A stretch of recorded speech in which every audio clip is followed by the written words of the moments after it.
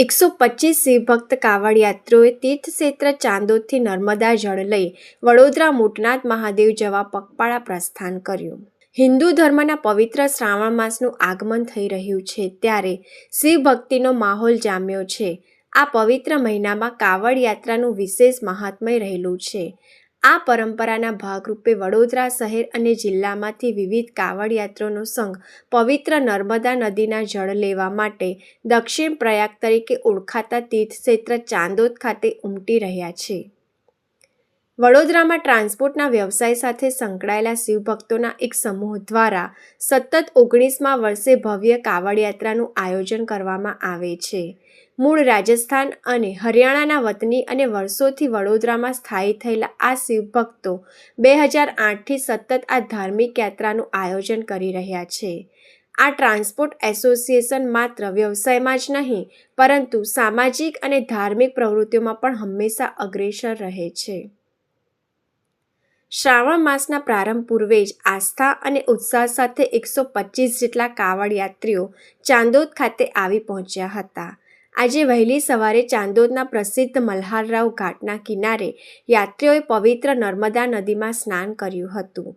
ત્યારબાદ વિધિવત પૂજન અર્ચન કરી નર્મદાજીને શ્રીફળ અર્પણ કરવામાં આવ્યું હતું।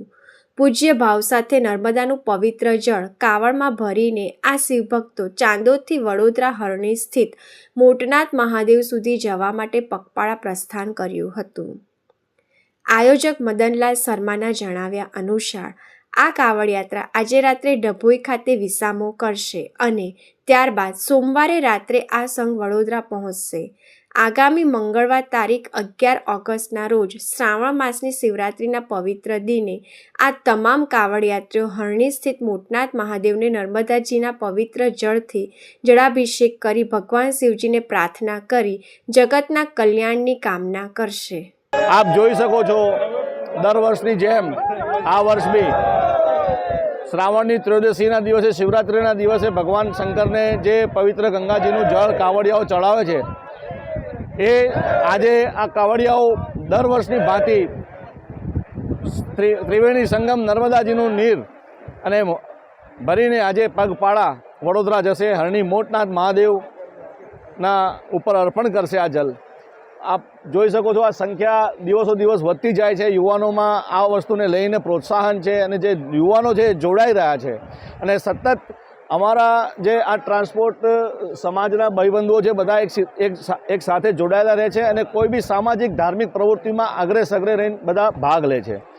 2008થી આ કાવડ યાત્રા ચાણોદથી હરણી મોટનાથ મહાદેવ 2008થી આજ 2026મી વર્ષ છે। આ 19મા વર્ષમાં પ્રવેશ કર્યો છે। કોરોના કાળમાં બી અમે 4 જણ આવીને અહીંથી જળ લઈ ગયા હતા એટલે અમારી કાવડ યાત્રા અમે લોકોએ અચૂક ચાલુ જ રાખી છે। કોરોના કાળમાં બંધ હતું 17 બધું તોય અમે 4 જણ આવ્યા હતા અને માં નર્મદાનું જળ અહીંથી ભરીને ગયા હતા અને મોટનાથ મહાદેવ હરણી અમે અર્પણ કર્યું હતું। તો બધા જ દેશવાસીઓને અને બધા જ ગુજરાતવાસીઓને અને બધા જ મારા દેશવાસીઓને હું આ શ્રાવણ માસની શુભેચ્છા પાઠવું છું અને બધા મારા ભાઈબંધુઓને એવી શુભેચ્છા છે કે આ શ્રાવણ માસમાં બધા જ નેક કામ અને ધાર્મિક કામ આપણે કરવા જોઈએ અને આપણા સનાતન ધર્મનું પાલન કરવું જોઈએ। આપ અહીંયાથી યાત્રા લઈને નીકળવાના કયા સ્થળે રોકાઈને પછી ક્યારે પહોંચીને દાદાને અર્પણ કરશો? આજે ચાણોદ ધામથી યાત્રા નીકળીને ડભોઈ રાતે વિસામો છે સ્વામિનારાયણ મંદિરમાં અને આવતીકાલે રાતે પહોંચી જશે મોટનાથ મહાદેવ હરણી અને મંગળવારે ત્રયોદશીના દિવસે શિવરાત્રિના દિવસે ભગવાન શંકરને જલ ચડાવવામાં આવશે।